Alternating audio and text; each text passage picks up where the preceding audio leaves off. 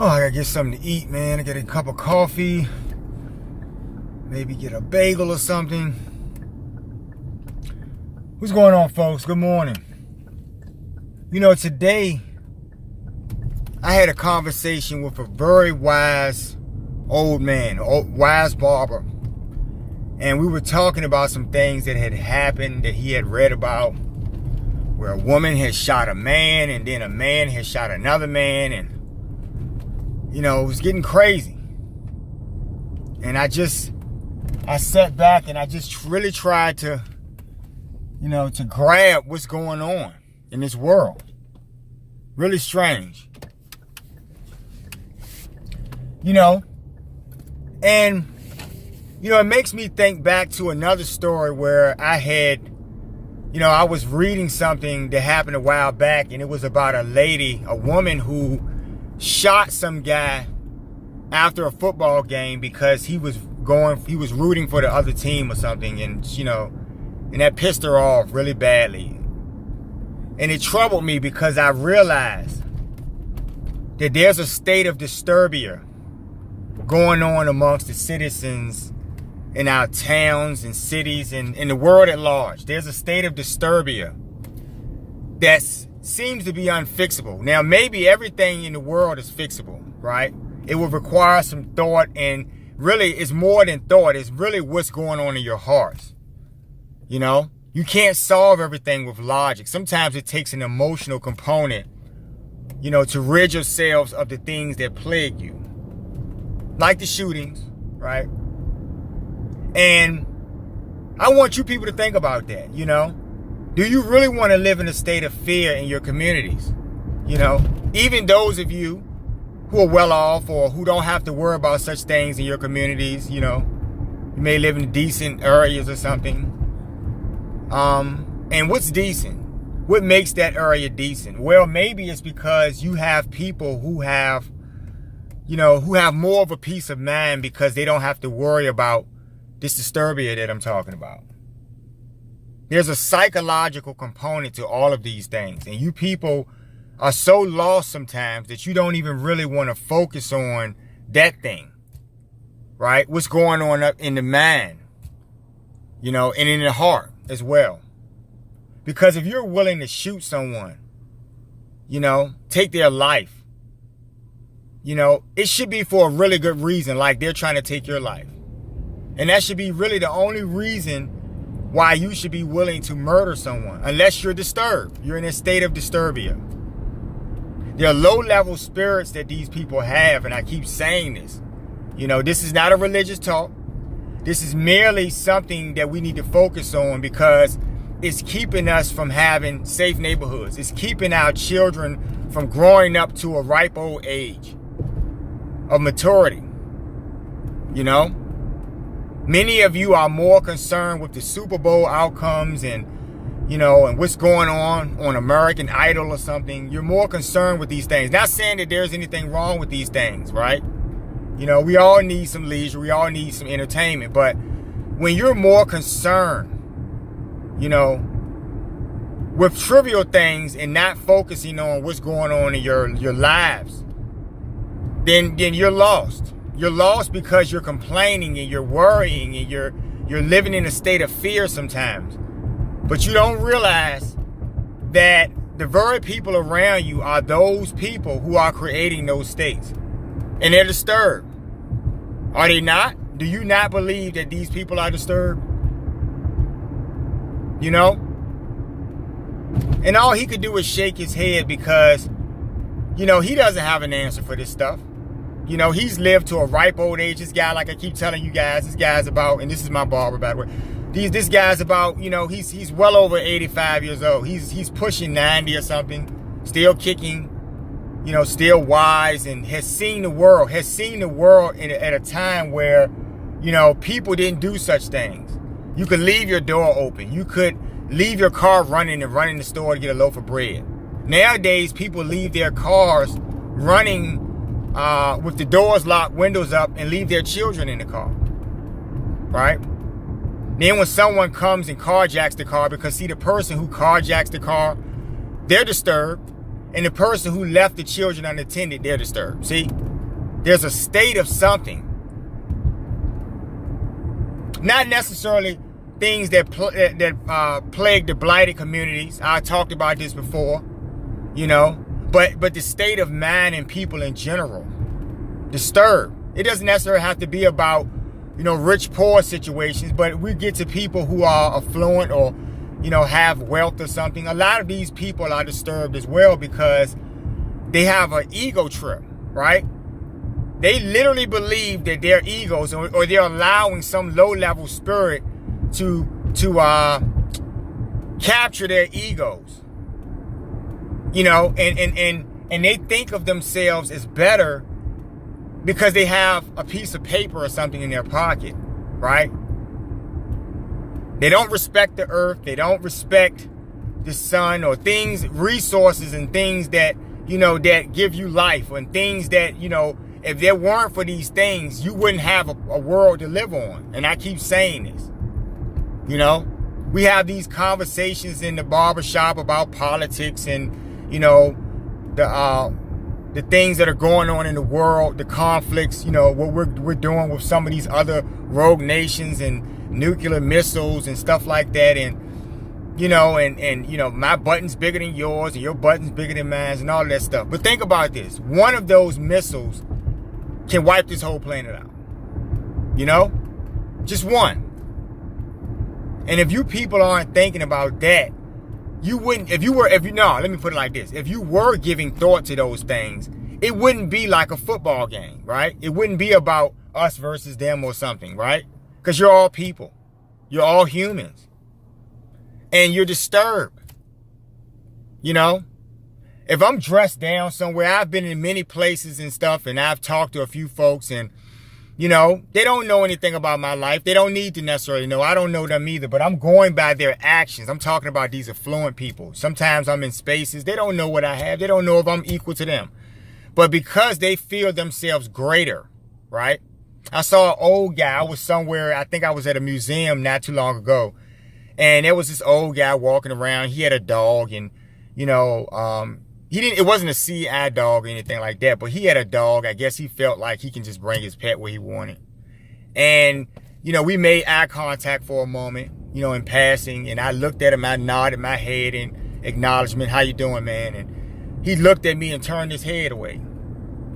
And I thought to myself, what would create such a person who believes himself? Now, when I looked at this guy up and down, I noticed that he looked like he was in pain. He had a little limp, and, you know, his arm looked a little curled up, and he looked like he had like really bad arthritis or something. And he was, and so I could probably reason with the fact that he probably was uncomfortable and had a lot of discomfort going on, and he felt miserable and horrible. But see, part of that is how you feel in your heart, right?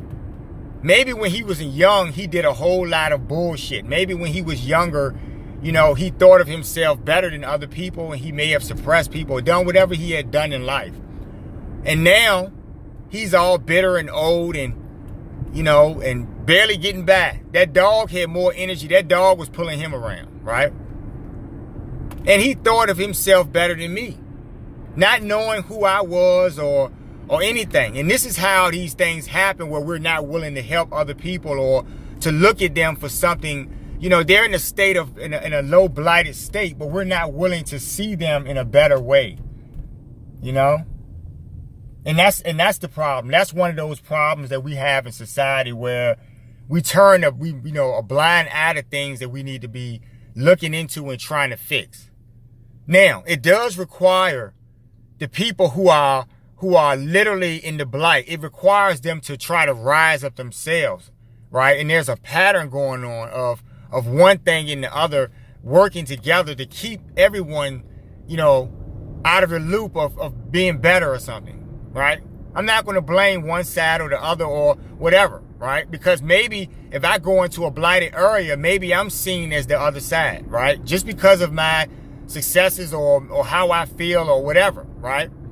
I've had a lot of discussions in the barbershop, and I've told you guys about this in the past. Some of these people are much older than I am, and they have this really skewed view of the world. They want to blame people for things that they have put themselves in.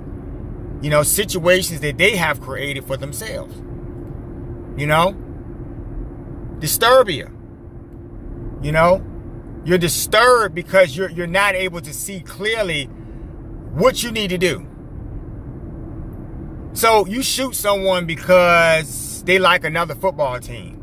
Now, keep in mind, while you're sitting and rotting away in jail, that football team will sign new recruits. They'll make millions and millions of dollars, and they'll go on and they'll prosper.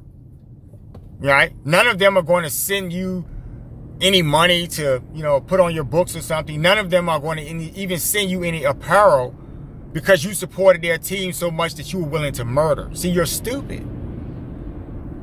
I would like to hope that that woman is sitting somewhere in jail thinking, I'm a fool, because you are, right? For many reasons. You took a life. Is a life worth a football game? Is it? Do you really believe that? If I wanted to shoot you because you wanted to vote for one team over mine, would that be worth your life? So, you know, people are disturbed in ways that they just can't put themselves in situations where they can't get themselves up. They can't pick themselves up properly. You know, you can't blame people. You know, yeah, that guy who's homeless and he's starving, yeah, maybe he does in that moment need someone to give him something to eat. I've had situations where I've offered to buy homeless people something to eat and they didn't want it. So what do you want? If you're hungry and you look obviously disheveled and you look like you haven't eaten for days and I'm trying to buy you a meal, a full meal or something, and you don't want that, what do you want? What are you looking for? See, that's what I'm saying. You know, the blighted state is literally something that you're experiencing in your own minds. You know? It's something that you have to be willing to look in the mirror and say, well, I need to do something. Right? And then maybe you'll be better. Right? Now, I said to myself a while back, you know, I have a habit of saying right. Someone brought it up to me in a conversation. You say right a lot, right? See? And I'm trying to stop doing that. And that's just something small for me that I want to work on. You know? Chewing gum or something. People have these things, these vices that they want to stop doing. And it's all about reflecting and looking into yourselves and trying to not do it. If you make a conscious effort to not do it, then maybe you'll stop one day. So you need to focus on all of those things that you are contributing to the rest of the world. And a bunch of you guys, right? Because you take that, there's that right again. You take that broken bottle and you throw it on the ground. I mean, you shatter a bottle on the ground and break it into pieces. And then you have another person behind you and they do it and they do it and they do it. And you keep having these folks do these things.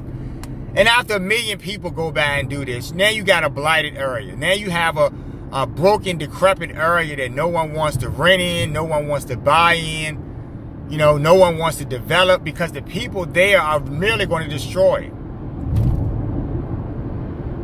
Now, there are people who have the money to do that, and they'll be exploiting those people, and they're bad too. And that's what I keep saying. It's all in the ego. It's all about how you feel, right? Right again. It's all about how you feel. And so if you try to make an effort to do something, like I'm doing right now by not saying right, just something little, just something small you can start with. Maybe if you're not taking baths every day, maybe you want to bathe. Maybe you want to try to take a bath every day. If you're not trying to groom yourself properly or, you know, whatever that may be. Maybe you're not saving up enough money or things of that nature. Maybe you need to do something to try to better yourself. Right? Instead of being jealous of other people, I see that a lot too. I see people, because I'm not perfect, guys. I'm trying. But I see people who look at what you have. I've had people approach me about things and material things. I'm not gloating about what I have. I'm not walking around with my chest stuck out, you know, telling someone that I'm better than them or whatever. But if I'm not willing to kill or harm or rob you, then I am better than you, right? There's that right again, see? I'm just trying to show you something, folks. It takes baby steps. You're going to keep doing things because you're human.